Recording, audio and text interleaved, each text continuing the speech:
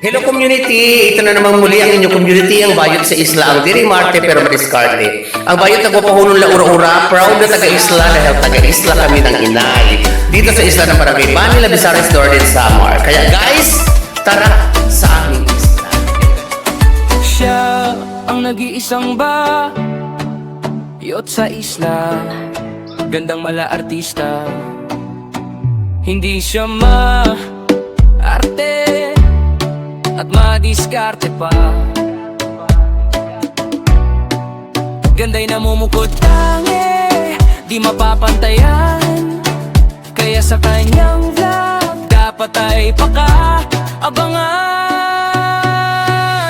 Natatanging kagandahan, hindi may alalawan.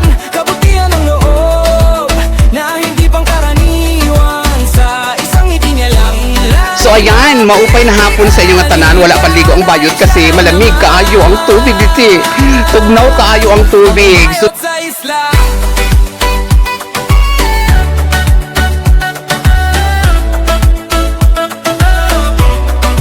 bayot sa isla.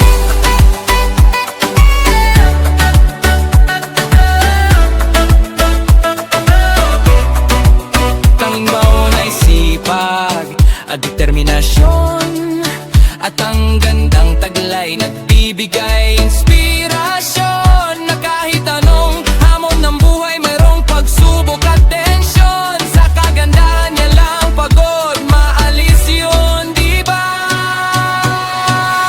Natatanging kagandahan, hindi may alarawan. Kabutihan ng loob, na hindi pangkaraniwan. Sa isang ngiti niya lang ay mabibighani ka, dahil siya lang naman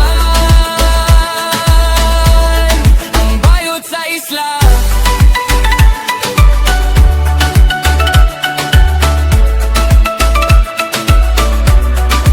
Bayot sa isla.